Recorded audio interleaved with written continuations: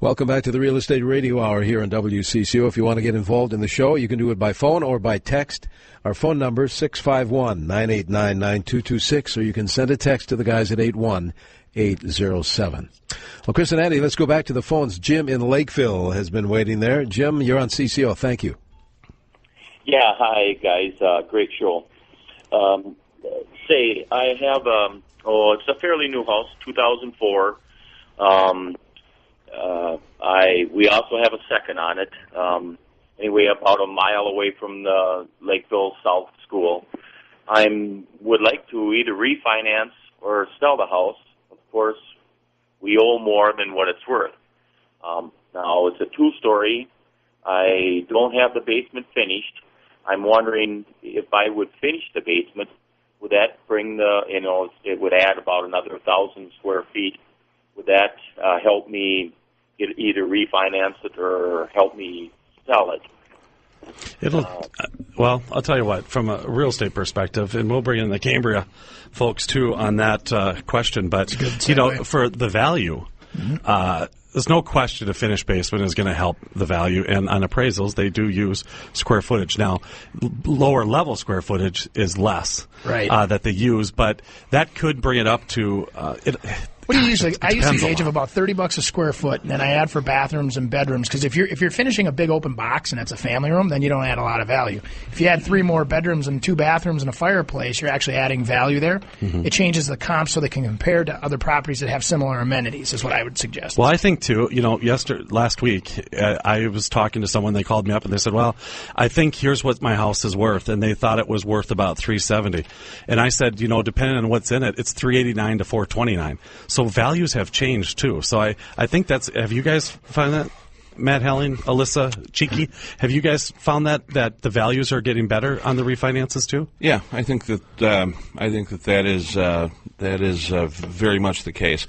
You're not seeing anything crazy. Houses aren't doubling in value as they did years ago, but we're certainly seeing upward movement in values. We're having far fewer instances where we're getting the short values. There are good sales now. There are more good sales that are that they can justify the higher values with.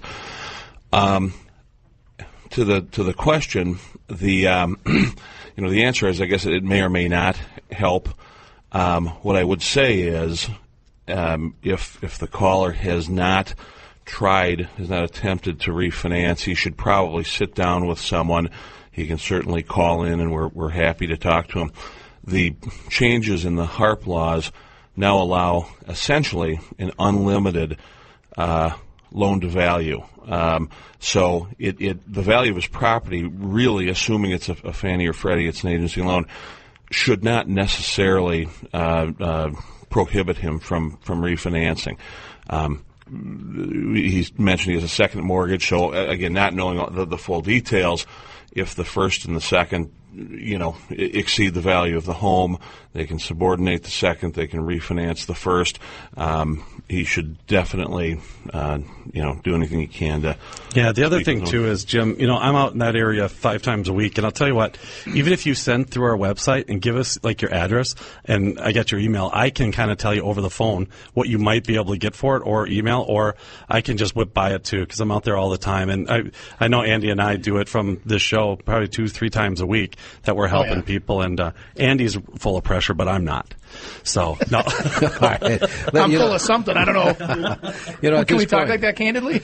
Yeah. For what you just did, we can give the hotline number and the website. We have an 800 number. Yeah, there's an 800 number for Jim and everybody else, for strictly CCO listeners. 651, I'm sorry, that's our number. The toll-free number, 800-246-1867. That's the hotline number, 800-246-1867, if you need more specific answers to your questions. Or get on the web at realestateradiohour.com. Now, okay, the HARP, let's talk about that. Is that lasting through 2013, 14, 15? What's it like? Well, we were kind of talking a little bit. There are 2012 was a very productive year in the mortgage area. There's a lot of government support. I think everyone is aware that the government's buying mortgage bonds to keep rates low and will continue to do so. there are also some programs that are sort of underwritten or subsidized by the government that allow borrowers in the previous caller situation to refinance and take advantage of today's rates. Traditionally, a refinance, you have to have 20% equity in your home. Those rules don't apply anymore. The HARP program has been around for a couple of years now. It is, however, one of the significant changes that will occur in 2013. It does end at the end of this year. So, if you have considered looking at a refinance, it would be, you have this year, and assuming the program is not renewed, that's it. It will go back to sort of a more traditional refinance scenario where you have to have equity in your home. So anybody that's, again, even if you've refinanced, in the last 3, 4, 5 years, even if you've tried in the past, if the HARP program actually expanded this year, they expanded the allowable loan to values and CLTV. So even if you tried a year ago or a year and a half ago and were told you couldn't, it is a good idea to reinvestigate now. You're sort of the time window. That's a great point, Matt. Yeah. I can't say that enough. I mean, so many people have tried. I mean, and how many times, maybe you guys can, Csiki over there can answer this one.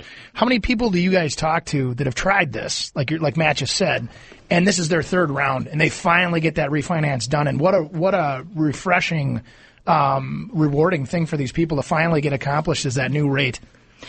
Yeah, you see that a lot. I mean, there's a lot of people that looked into it, last year, and because of the new rules that came out allowing people to, take advantage of the HARP program, even though they're underwater, it's unlimited now, and that's a big change that came out, and it helped a lot of people that couldn't do something last year. So, with Jim that called in too from Lakeville, that would be the first thing I would do, is to check to see if that first mortgage is, a home affordable product, a Fannie or Freddie back loan, because, with this changing and this ending in 2013, the option to take advantage of the lower rates when you're underwater is not going to be there anymore. So, good point. All right, let's go back to the phones. Tony in Plymouth is on CCO. Go ahead, Tony. Thanks for waiting.